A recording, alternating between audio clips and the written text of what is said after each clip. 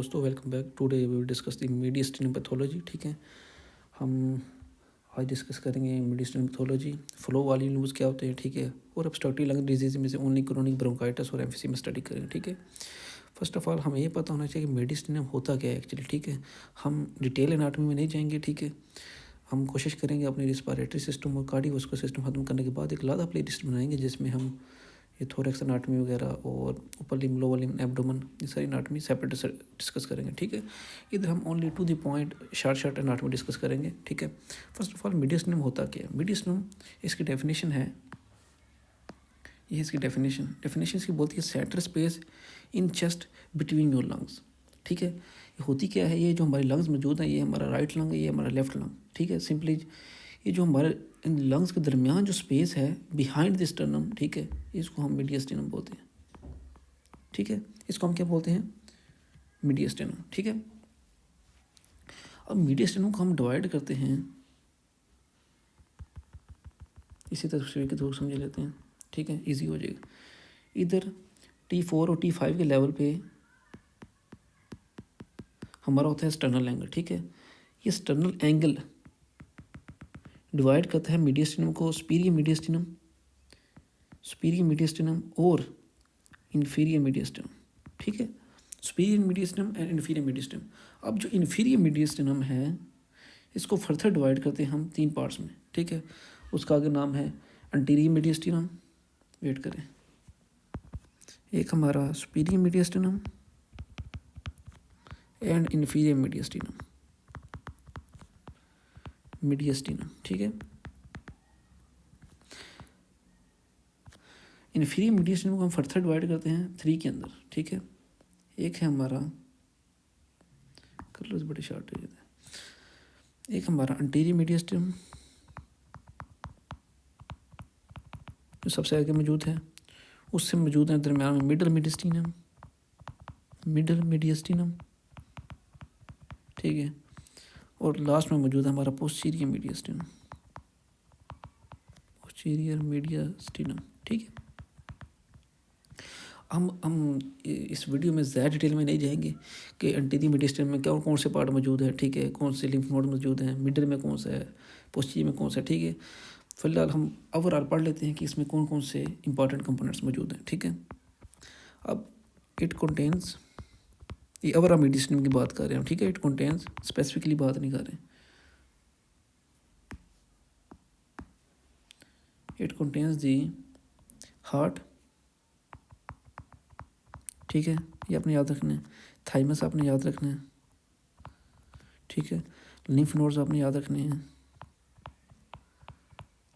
ये हार्ट हमारा मिडल मीडियस्टिनम में होता है, जो थाइमस है ये भी ऑलमोस्ट सुपीरियर मीडियस्टिनम में होता है। जो लिम्फ नोड्स होते हैं ये एंटीरियर मीडियस्टिनम में होते हैं। ठीक है, ये जो हमारा एजोफेगस है ये हमारा पोस्टीरियर मीडियस्टिनम होता है। ये हम जब डिटेल में स्टडी करेंगे तब इंपॉर्टेंट है। ओवरऑल बस आपको पता होना चाहिए वाले कंपोनेंट्स मौजूद है हमारे मीडियस्टिनम के अंदर, heart, thymus, lymph nodes, oesophagus और मेजर ब्लड वेजल्स।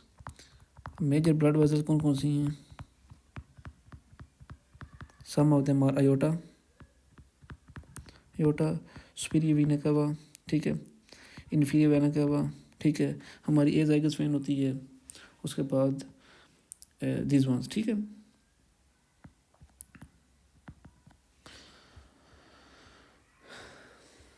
अब हम इधर जो इम्पॉर्टेंट है हमारी पैथोलॉजी के अंदर, ये जो मीडियस्टिनम है ये इनको हम कंपार्टमेंट्स भी बोलते हैं। ठीक है, इन कंपार्टमेंट के स्पेसिफिक ट्यूमर्स होते हैं। ठीक है, इस मीडियस्टिनम में स्पेसिफिक ट्यूमर्स होते हैं। ठीक है, सो अगर आपको उनके नाम पता होंगे तो फिर आपकी एक डायग्नोसिस बना सकेंगे। ठीक है, so first of all book में जिस तरह लिखा होता है उसी तरतीब से जाते हैं। ठीक है, फर्स्ट ऑफ ऑल बुक में है एंटीरियर मीडियस्टिनम।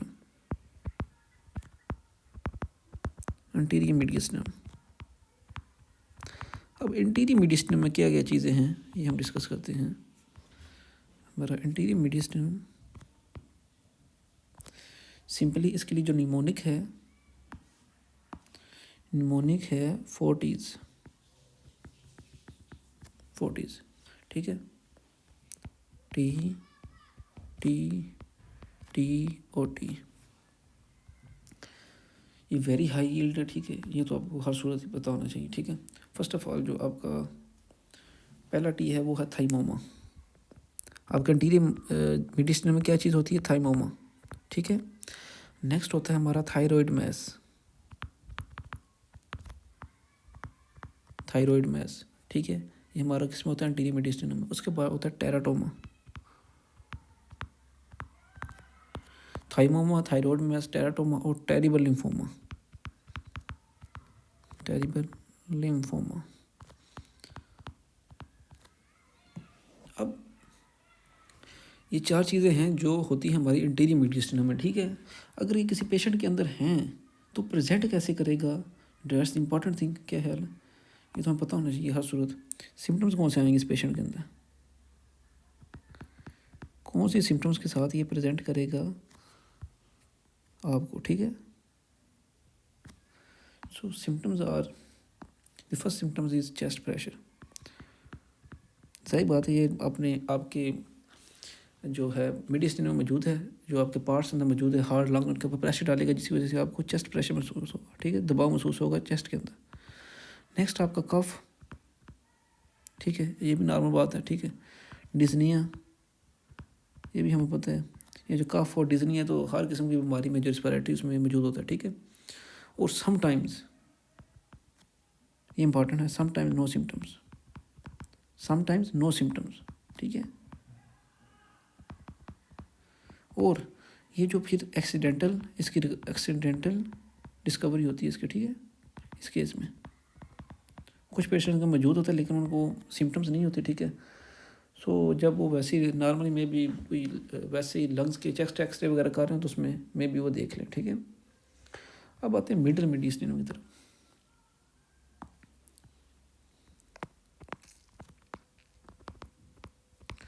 और मिडल मीडियस्टिनम में क्या बोलता है, मिडल मीडियस्टिनम में जो मौजूद होता है, सबसे पहले आपको ये पता होना चाहिए, जो मिडल मीडियस्टिनम है वो कंटेन करता है आपका मेनली आपका हार्ट उधर मौजूद होता है, ठीक है। वो ट्रैकिया उधर मौजूद होता है, लिख देता हूँ। आपका हार्ट होता है उसको मिडल मीडियस्टिनम में, ट्रैकिया होता है, ठीक है।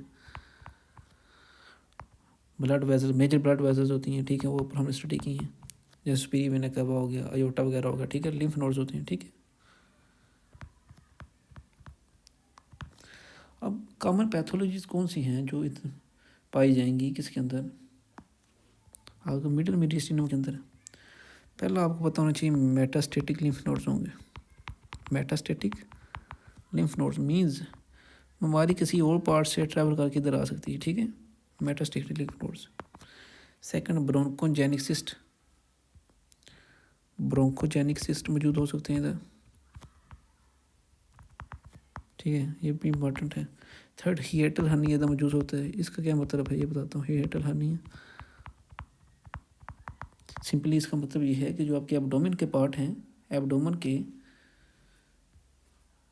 वेट करें तस्वीर के तो समझाता हूँ, ये है आपका चेस्ट का एरिया, ठीक है, ये समझिए कि आपकी चेस्ट है, ठीक है। और इधर जो बॉर्डर है ये है आपका डायफ्राम, ठीक है। और नीचे आपका क्या मौजूद है, नीचे मौजूद है एब्डोमेन। अगर ये एब्डोमेन के कंपोनेंट ऊपर आ जाएं थोरैक्स के अंदर, इसे हम बोलते हैं हिएटल हर्निया, ठीक है। ये मोस्टली आती किसके थ्रू है, ये हिएटल एजोफेगस हिएटस है T10, ठीक है, उसके थ्रू मोस्टली ये पास करता है, ठीक है। उसके बाद अगर पेशेंट के अंदर मिडल मीडियस्टिनम में कोई इस तरह की पैथोलॉजी आएगी तो उसके अंदर सिम्टम्स कौन से आएंगे, दैट्स द इम्पॉर्टेंट थिंग, कि उस पेशेंट के अंदर सिम्टम्स कौन सी आएंगी, ये तो हमें पता होना चाहिए। सिम्टम्स, सिम्टम्स कौन सी आएंगी, दैट्स इंपॉर्टेंट पॉइंट।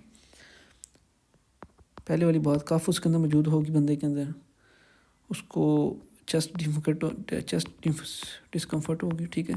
लेकिन मोस्ट इंपॉर्टेंट जो इधर बात है मिडल मीडियस्टिनम में, उसको डिफ़िकल्टी स्वेलिंग होगी, डिफ़िकल्टी स्वेलिंग होगी, ये आपने बात याद रखनी है, इन स्वेलिंग होगी, क्योंकि इस एरिया के अंदर क्या मौजूद होता है, इस एरिया के अंदर हमारा ट्रैकिया मौजूद होता है, ठीक है, और एजोफेगस मौजूद होता है, ठीक है। सो एक कफ और चेस्ट और डिफ़िकल्टी स्वेलिंग होगी हमारी, ठीक है, एजोफेगस हमारा होता है मौजूद किसके अंदर, ये हमारा जो होता है बैक साइड पे पोस्टीरियर मीडियस्टिनम के अंदर मौजूद है। लेकिन जब मीडियस्टिनम में कोई ये होगी मेटास्टोटिक लिम्फ नोड्स होंगे, ब्रोंकोजेनिक सिस्ट होगी, हिएटल हर्निया होगी, ये प्रेशर डालेंगे जो कंपोनेंट्स मौजूद होंगे बैक साइड पे, ठीक है। अब आते हैं हम पोस्टीरियर मीडियस्टिनम की तरफ। पोस्टीरियर मीडियस्टिनम, ठीक है।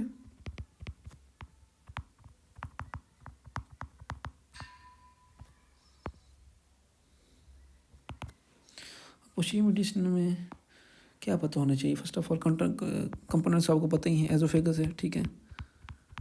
ऊपर हम पढ़ भी चुके हैं डिफ़िकल्टी स्वेलिंग को, अगर उधर से कोई चीज़ होती है अब नॉर्मल वो कंप्रेस करेगी इसे, ठीक है। इधर नर्व्स मौजूद होती हैं, ठीक है, वैगस नर्व वगैरह, ठीक है। स्पाइन मौजूद होगी आपकी बैक साइड पे, ठीक है। इधर बीमारियां कौन कौन सी हैं ये आपको पता होनी चाहिए, ठीक है। फर्स्ट ऑफ ऑल जो है हमारी वो न्यूरोजेनिक ट्यूमर्स, न्यूरोजेनिक ट्यूमर्स मौजूद होंगे इधर, क्योंकि नर्व मौजूद है, ठीक है। ये हो सकते हैं, ठीक है, श्वानोमा, ठीक है, श्वानोमा, न्यूरोफाइब्रोमा, ठीक है, ये कॉमन। सेकंड आपका एजोफेजियल कैंसर, एजोफेजियल कैंसर मौजूद हो सकता है इधर, ठीक है। उसके बाद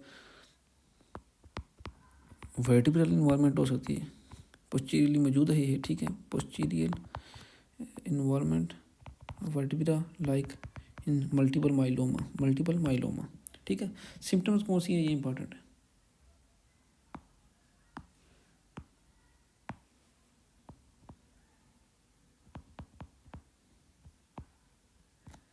symptoms are number 1 is back pain, ठीक है। प्रेशर सारा आपके पोस्टीरियर साइड पे जाएगा, ठीक है। जैसे मीडियल मीडियस्टिनम में प्रेशर एजोफेगस पे जा रहा था, ठीक है, इसका बैक पे जाएगा, ठीक है। डिफ़िकल्टी इन स्वेलिंग होगी, जाहिर बात है, एजोफेगस इसके अंदर मौजूद है, ठीक है। डिफ़िकल्टी स्वेलिंग होगी, ठीक है। और न्यूरोलॉजिकल इश्यूज़ होंगे, ठीक है, न्यूरोलॉजिकल इश्यूज़ होंगे अगर नर्व कंप्रेस होगी, ठीक है। अब आते हैं कुछ इंपॉर्टेंट बीमारियाँ, ठीक है। जो ये मीडियस्टिनम है इनकी जो मोस्टली जो इम्पॉर्टेंट है वो अनाटमी है, ठीक है। सो जब हम वो स्टार्ट करेंगे अनाटमी, ठीक है, थोरैक्स अनाटमी, उसमें हम ज़ेड रे में स्टडी करेंगे ये पार्ट्स, ठीक है। पहला हमारा मीडियस्टाइनाइटिस, मीडियस्टिनाइटिस, ठीक है। मीडियस्टिनाइटिस होता क्या है, it's simply infection, itis mean infection और इन्फ्लेमेशन ऑफ द मीडियस्टिनम, जिसकी वजह से क्या होगी, इधर इन्फ्लेमेशन होगी। मीडियस्टिनम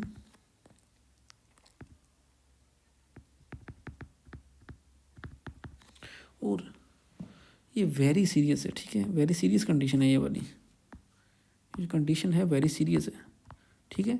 और ये होती कब है, ये कंडीशन ये मोस्टली होती है जब कोई पेशेंट, जब कोई बंदा मोस्टली जब हार्ट सर्जरी करवाता है, ठीक है,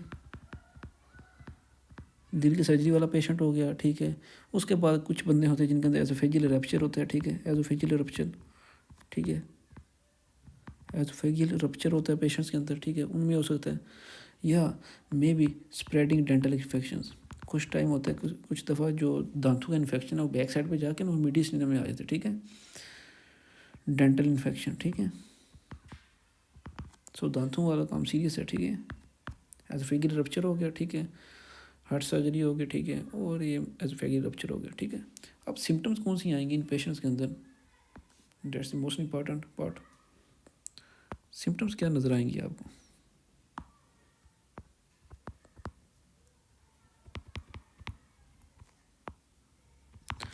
symptoms will be, the symptoms we see are the high fever, infection है जाहिर बात है, फीवर तो लाजमी होगा, ठीक है, high fever first of all,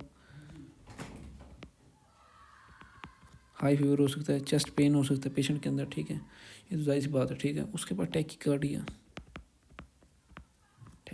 भी हो सकता है पेशेंट के अंदर, ठीक है। और leak and discharge from surgical wound, from the wound, ठीक है। इंपॉर्टेंट क्या चीज़ है, हाई फीवर आपने याद रखना है और चेस्ट पेन याद रखना है, ठीक है। और और अगर पेशेंट के अंदर क्रोनिक फॉर्म में लॉन्ग टर्म से ये मीडियस्टिनाइटिस है, ठीक है, उसमें फाइब्रोजिंग मीडियस्टिनाइटिस होगा, ठीक है, फाइब्रोज टिश्यू अब नज़र आएगा क्योंकि ड्यू टू हिस्टोप्लाज्मा, ठीक है। इसकी डिटेल में हम नहीं जाएंगे, लेकिन आपको अब पता होना चाहिए, ठीक है। अब आते हैं अपनी सेकंड मीडियस्टिनाइटिस, सिंपली इन्फेक्शन है मीडियस्टिनम का, ठीक है।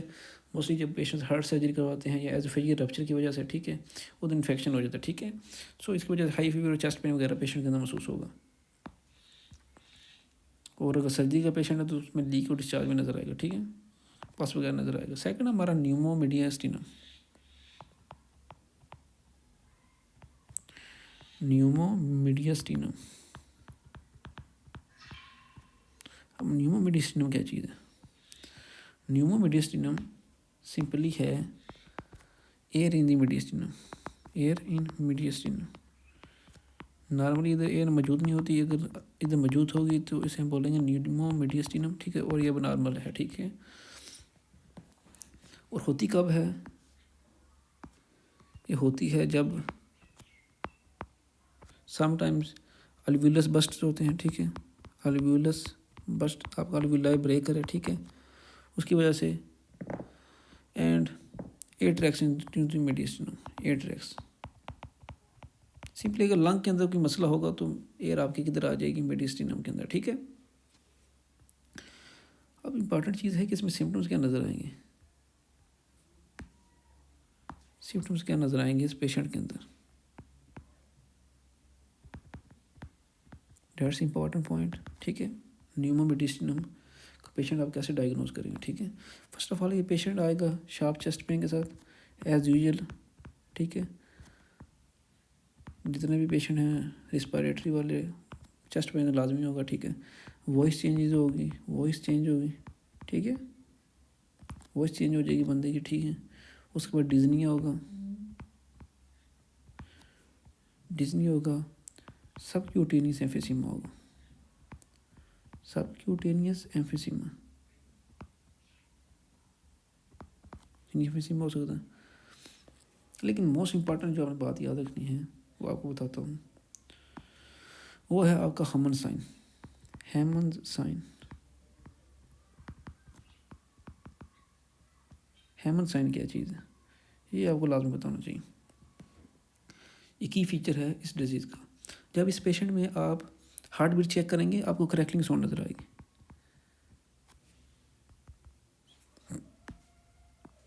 क्रैकलिंग साउंड होगी, ठीक है, क्रैकलिंग साउंड, ठीक है, with heart beat, crackling sound with heart beat. ये हमारी क्लासिकल एग्जांपल है, ठीक है, किसकी? जो हमारा न्यूमो मीडियस्टिनम है, ठीक है। अब हम आते हैं अपने फ्लो वाली न्यूज़, हम उनकी चलो बेसिक थोड़े कॉन्सेप्ट पढ़ लेते हैं, ठीक है, ये भी इम्पॉर्टेंट है, ठीक है। हम आते हैं पार्ट 2 की तरफ, वो है हमारा फ्लो वाली न्यूज़। शॉर्ट पढ़ेंगे, ठीक है, ओनली टू दी पॉइंट, इतना पढ़ेंगे जितना याद रह जाए, ठीक है। इम्पॉर्टेंट पॉइंट्स डिस्कस करेंगे ओनली। स्टूडेंट्स के लिए काफ़ी मुश्किल होता है फ्लो वाली न्यूज़, क्योंकि बच्चे इसे मेमोराइज करने की कोशिश करते हैं, ठीक है, इंस्टेड ऑफ अंडरस्टैंडिंग, ठीक है। हम इसे थोड़ा सा बेसिक तरीके से इजी वे से पढ़ने की कोशिश करते हैं। पहले हमें पता होना चाहिए इसका बेसिक कंसेप्ट क्या है, ठीक है, बेसिक कंसेप्ट को आपको बताना चाहिए। बेसिक से स्टार्ट करते हैं, ठीक है, ताकि आपके लिए ईजी हो। फर्स्ट ऑफ ऑल आपको पता होना चाहिए इसके दो एक्सिस होते हैं, ठीक है, एक होता है एक्स एक्सिस, एक होता है वाई एक्सिस, ठीक है, वाई एक्सिस, ठीक है। अब एक्स एक्सिस पे आप क्या मेजर करते हैं? हम मेजर करते हैं एक्स एक्सिस के ऊपर वॉल्यूम, ठीक है, वॉल्यूम मेजर करते हैं। Volume mean air in the lungs, हमारे लंग्स के अंदर कितनी एयर है, एयर,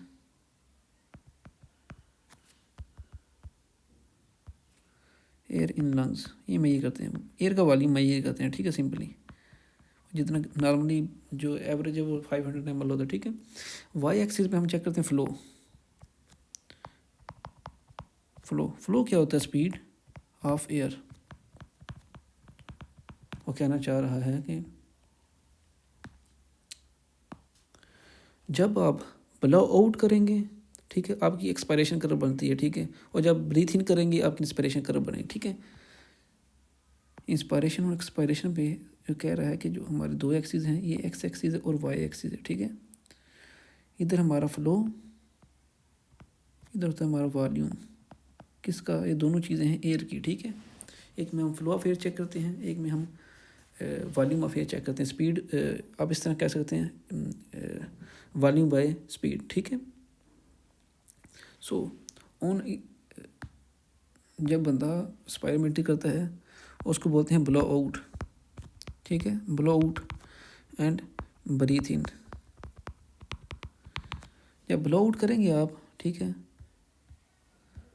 फूंक मारेंगे, उसके अंदर जो कर्व बनेगी वो होगी आपकी एक्सपायरेशन कर्व।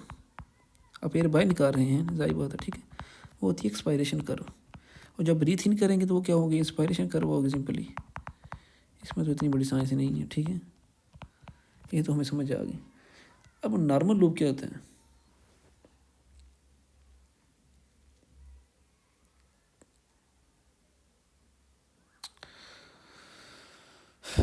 कहता है कि नॉर्मल लूप्स के क्या फीचर्स हैं ये हमें बताने चाहिए।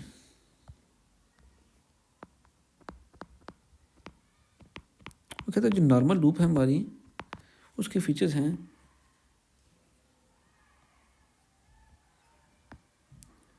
बताता है कि peak expiratory flow is sharp, peak expiratory flow is sharp, ठीक है। सेकंड होता है जो कर्व होती है वो सिमेट्रिक होती है, कर्व इज सिमेट्रिक, और shape looks like a triangle, like triangle on top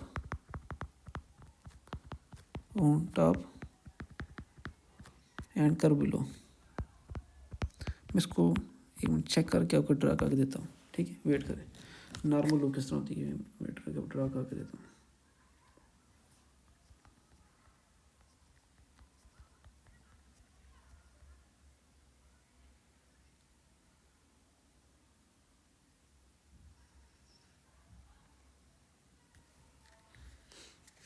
wait करें,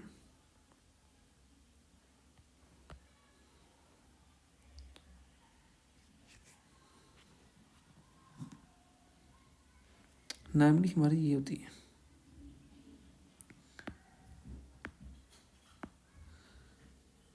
ऐसे ऊपर जाती है, ठीक है, ऐसे, ठीक है, और ऐसे होती है, ये हमारी ट्राइंगल बन गई, और नीचे से कर्व होती है, ठीक है, ये इस तरह,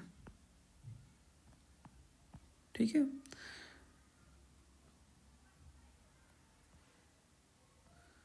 इसके दरमियान होती है टाइडल ब्रीथिंग, ये होती है टाइडल ब्रीथिंग, ठीक है। ये पीक एक्सपायरेटरी फ्लो होता है हमारा ऊपर, ठीक है, और नीचे का तो हमारा वाइटर कैपेसिटी होती है सारी की सारी।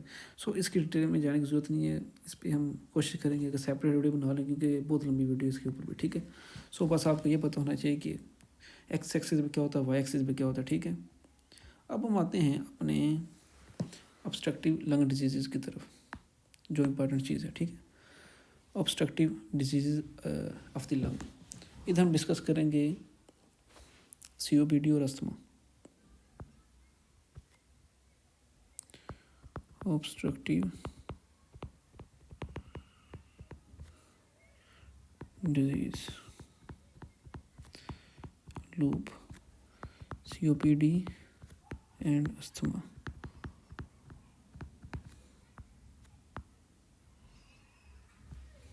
अब क्या रहा है कि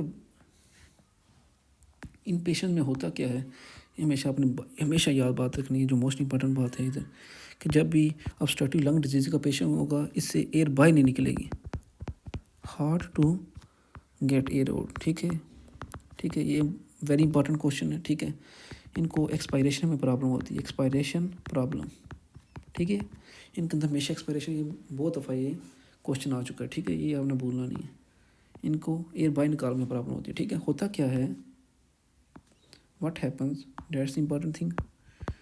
होता क्या है एक्चुअली, व्हाट हैपन्स, होता ये है कि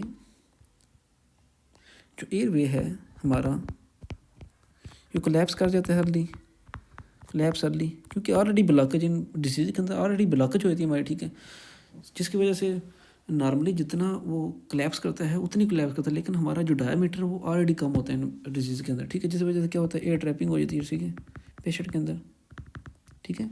नॉर्मली हमारा डायमीटर ये है, ठीक है, और जब कोलैप्स भी करेगा तो फिर भी थोड़ा सा अंदर एरिया बच जाएगा, ठीक है, इतना एरिया बच जाएगा। लेकिन अगर उसका साइज़ ही इतना है अंदर जो डायमीटर है, ठीक है, तो जब कोलैप्स करेगा तो ये बिल्कुल ही बंद हो जाएगा, ठीक है, ये समझने वाली बात है। जो ऑब्स्ट्रक्टिव लंग डिजीज़ होती हैं इनके अंदर ऑलरेडी जो हमारा अंदर इंटरनल डायमीटर तो वैसे ही ऑलरेडी डिक्रीज़ हो जाता है, ठीक है, जिसकी वजह से हमें प्रॉब्लम आती है। हमारा जो एक्सपायरेटरी फ्लो होगा,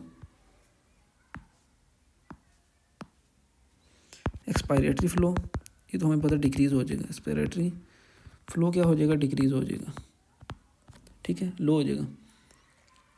जो लूप होगी स्कूप्ड आउट होगी, स्कूप्ड आउट लूप होगी इसके अंदर, ठीक है। उसके बाद क्या होगा, इट शिफ्ट्स टू लेफ्ट, ये इंपॉर्टेंट बात है, left due to more volume, more volume कह रहा है कि ये हमारा नॉर्मली एकदम मौजूद होती है, ठीक है। कहते हैं जो कर्व हमारी मोर लेफ़्ट शिफ्ट हो जाएगी जब हम उसके बेस पायरोमेट्री करेंगे, ठीक है, उसकी जो कर्व है मोर लेफ़्ट शिफ्ट हो जाएगी। इसकी वजह क्या है कि उसके अंदर मोर जो है हमारी वॉल्यूम ट्रैप हो जाएगा, ठीक है।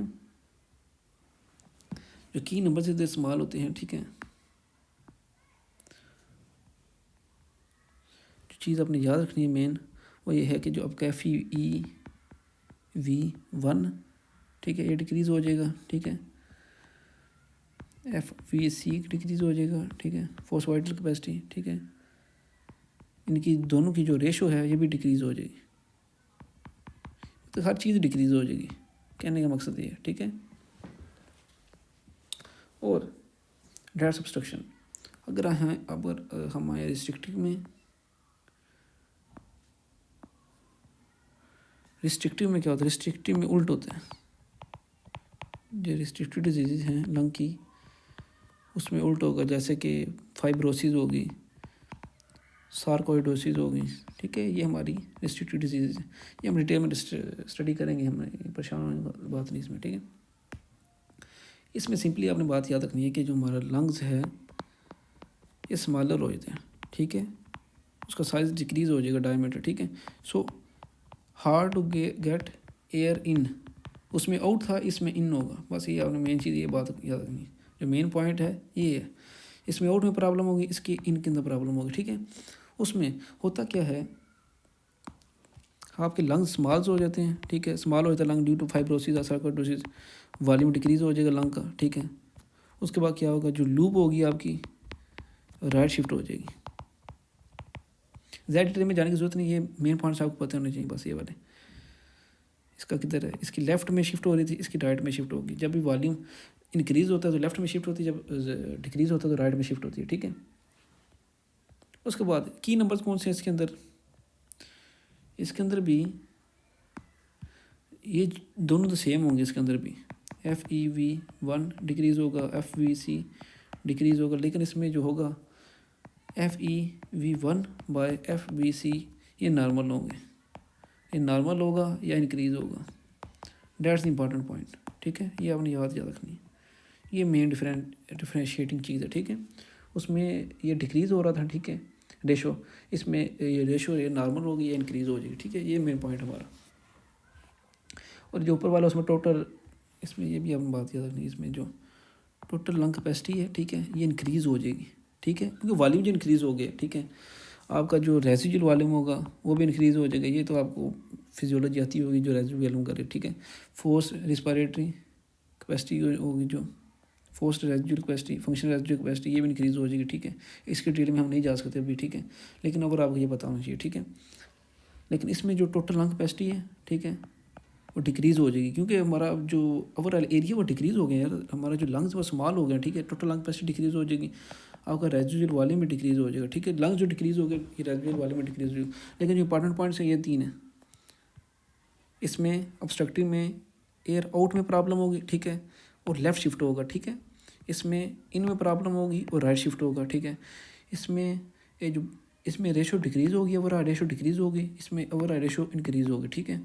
इसमें जो total lung capacity, residual volume और force function residual capacity increase होगी, इसमें डिक्रीज़ होगी, ठीक है। सो अभी हमारी स्टार्ट होंगी ऑब्स्ट्रक्टिव लंग डिजीज़, ठीक है।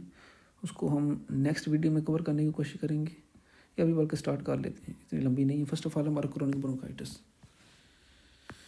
में भी इतनी चार्जिंग के अंदर हमारी वीडियो रिकॉर्ड हो जाए। फर्स्ट है हमारा क्रोनिक ब्रोंकाइटिस, ये क्या है, वन ऑफ द क्या है, ऑब्स्ट्रक्टिव लंग डिजीज़ है, ठीक है, क्रोनिक ब्रोंकाइटिस। ये पार्ट ऑफ COPD है, ठीक है। COPD में क्रोनिक ब्रोंकाइटिस और एम्फीसीमा, ठीक है, ये मोस्टली टुगेदर होती है, हम इनको सेपरेट स्टडी करेंगे, ठीक है। क्रोनिक ब्रोंकाइटिस में इसको हम पेशेंट को क्या बोलते हैं, ये रहा पेंसिल गायब हुई थी। फर्स्ट ऑफ ऑल पेशेंट को ब्लू ब्लोटर भी बोलते हैं, ठीक है। क्यों बोलते हैं ये बाद में आपको बताता हूँ, ठीक है, ठीक है। बेसिक आइडिया इसमें क्या होता है कि आपकी एयरवे के अंदर प्रॉब्लम मेन क्या आती है, वो क्या होती है कि टू मच म्यूकस होता है। टू मच म्यूकस किसकी वजह से होता है, इन्फेक्शन की वजह, ये देखिए इन्फ्लेमेशन है हमारी बॉडी के अंदर, ठीक है। ये आइटिस मीन इन्फ्लेमेशन है, ठीक है, किसी इन्फेक्शन की वजह से, किसी वजह से, ठीक है। म्यूकस बहुत ज़्यादा होता है, प्लस नर्विंग, एयरवे नर्विंग हो जाएगी, ठीक है। आपका जो डायमीटर है वो डिक्रीज़ हो जाएगा, ये जो है ये डिक्रीज़ हो जाएगा, ठीक है, इसका डायमीटर डिक्रीज़ हो जाएगा, ठीक है। सो डायग्नोसिस की क्या है, ये तो बहुत दफ़ा पेपर में रिपीट हो चुका है, ये आपने याद रखनी डायग्नोसिस, मोस्ट इंपॉर्टेंट बात ये इसकी डायग्नोसिस है, सिंपली आपने याद रखना है, कफ प्लस स्पूटम, ये दोनों चीज़ें किसी पेशेंट के अंदर मौजूद हैं, ठीक है, मोर देन 3 मंथ्स और इक्वल टू 3 मंथ्स, 3 महीने, लेकिन लगातार 2 साल से, मोर देन 2 ईयर से, ठीक है। 1 साल में 3 मंथ से या 3 मंथ से ज़्यादा है, लेकिन लगातार 2 साल से ये प्रॉब्लम है, ठीक है। और इसमें पैथोलॉजी क्या है, इसकी पैथोलॉजी बेसिक्स क्या होंगी, ठीक है, हम स्टडी करें पैथोलॉजी बेसिक्स क्या है इसमें, वो आपको पता होनी चाहिए। आपका जो उसमें म्यूकस ग्लैंड होता है, ठीक है, उसकी इनलार्जमेंट हो जाती है, ठीक है, म्यूकस ग्लैंड इनलार्जमेंट होगी, ठीक है। उसके बाद आपका क्रोनिक इन्फ्लेमेशन होगी इस पेशेंट के अंदर, क्रोनिक इन्फ्लेमेशन होती है, ठीक है। स्क्वेमस मेटाप्लेशिया होता है, ठीक है, स्क्वेमस मेटाप्लेशिया ये पैथोलॉजी है, ठीक है। अब आए सिम्टम्स के अंदर, जो मोस्ट इंपॉर्टेंट चीज़ है, सिम्टम्स क्या आएंगे इस पेशेंट के अंदर। The symptoms are very easy, productive cough होगी, मोर देन 3 और more than 3 month for constitute 2 years, productive cough, ठीक है। हमारी वीजिंग होगी, उसके बाद हमें क्रैकल्स सुनाई देंगे, ठीक है, क्रैकल्स ये इंपॉर्टेंट है, ठीक है, वीजिंग और क्रैकल्स, ठीक है। उसके बाद साइनोसिस, जाहिर बात है पेशेंट के अंदर ऑक्सीजन पूरी नहीं हो रही तो क्या होगा, ब्लू कलर हो जाएगा उसका मुंह, ठीक है, इस वजह से ब्लू ब्लोटर्स बोलते हैं, ठीक है, ड्यू टू हाइपोक्सीमिया, ब्लड के अंदर लेस ऑक्सीजन की वजह से। और इसमें सेकेंडरी पॉलीसाइथीमिया भी हो सकता है, ठीक है। सेकेंडरी पॉलीसाइथीमिया क्यों होगा, जब ब्लड जाएगा किसके अंदर, हमारा ये किडनी के अंदर जाएगा, वो डिटेक्ट करेगा लेस ऑक्सीजन, तो क्या करेगा, एरिथ्रोपोइटिन रिलीज करेगा, जिस वजह से RBC इंक्रीज हो जाएंगे हमारे, ठीक है, ड्यू टू क्रोनिक हाइपोक्सिया, ठीक है, सिंपली इज डेट। अब हम आते हैं एम्फीसीमा की तरफ, इसमें क्या इंपॉर्टेंट पॉइंट्स जो आपको याद होने चाहिए। ये दोनों COPD हैं, ठीक है, COPD डिजीज़, इन दोनों में एयर आउट करने में प्रॉब्लम होती है, ठीक है।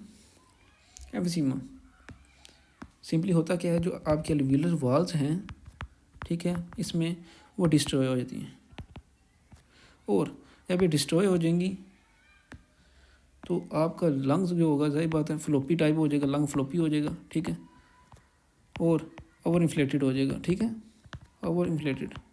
पहले गुब्बारा हमारा इतना चढ़ता था लंग्स का, अब लंग का गुब्बारा इतना चढ़ेगा, क्योंकि वो रिस्ट्रिक्शन जो ख़त्म हो गई, ठीक है, अंदर हमारी अंदर जो वाल्स हैं वो टूट रही हैं, ठीक है, जिसकी वजह से इसकी जो हमारी क्या बोलते हैं उसको, इलास्टिसिटी ज़्यादा हो जाएगी, ठीक है, लंग का साइज़ इंक्रीज हो जाएगा, ठीक है। अब आते हैं मैकेनिज़्म क्या है इसके अंदर, मैकेनिज़्म क्या है इसका, मैकेनिज़्म क्या है इस डिज़ीज़ का, इसको हम इस पेशेंट को पिंक पफर बोलते हैं, ये बात याद रखनी है आपने। पिंक पफर, उसको ब्लू ब्लोटर्स बोलते हैं, इसको पिंक पफर बोलते हैं। हम आगे जाकर डिस्कस करते हैं, ठीक है। इसमें लॉस ऑफ इलास्टिक रिकॉइल होगा, ठीक है, ठीक है। जो लंग्स की वापस आने की एबिलिटी वो डिक्रीज़ हो जाएगी। इंक्रीज लंग कंप्लाइंस, ठीक है। सॉरी, वो इलास्टिसिटी में कंप्लाइंस था, ठीक है। ये जो लंग की लचक है खुलने की वो ज़्यादा हो जाएगी, ठीक है, लेकिन वापस नहीं आ सकेगा। उसके बाद लार्ज एम्प्टी एयर स्पेसिस, ठीक है। उसके बाद डिक्रीज DLCO, ठीक है। और हाइपर इन्फ्लेशन जिसकी वजह से बैरल चेस्ट होगी पेशेंट के अंदर, बैरल चेस्ट। जो इंपॉर्टेंट पॉइंट्स है जो आपने याद रखने हैं वो फर्स्ट ऑफ ऑल जो इलास्टिक रिकॉइल डिक्रीज़ हो जाएगा, ठीक है, लंग कंप्लाइंस इंक्रीज़ हो जाएगी, ठीक है, और हाइपर इन्फ्लेमेशन होगी, ठीक है, पेशेंट के अंदर, ठीक है। सो इसकी 2 तरह की टाइप्स हैं बुक के अंदर लिखी हुई, ठीक है। एक बोलते हैं सेंट्री एसिनस और एक है पैन एसिनस, ठीक है। ये हमारी होती है सेंट्री एसिनस किस पेशेंट में होगी हमारी, ये मशहूद होगी स्मोकर्स के अंदर, सिगरेट नोशी वाले पेशेंट के अंदर, ठीक है। और ये ऊपर लोब्स इसमें इन्वॉल्व होते हैं, ऊपर लोब्स, ठीक है। और जो पैन एसिनर है, ठीक है, ये A180 डेफिशिएंसी है, ठीक है, उसके अंदर मौजूद होगी, ठीक है। और ये लोअर लोब्स इन्वॉल्व होते हैं, ठीक है। इसके अंदर सिम्टम्स क्या आएंगी, ये मोस्ट इंपॉर्टेंट चीज़ है, ठीक है। सिम्टम्स क्या आएंगे पेशेंट के अंदर, सिम्टम्स क्या हैं पेशेंट के अंदर। फर्स्ट ऑफ ऑल आपको डिजनी होगा, परस्यूट स्लीप ब्रीथिंग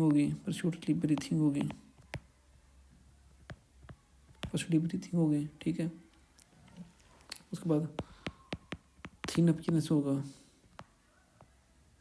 और बैरल चेस्ट होगी। मेन इंपॉर्टेंट जो है हमारे वो है बैरल चेस्ट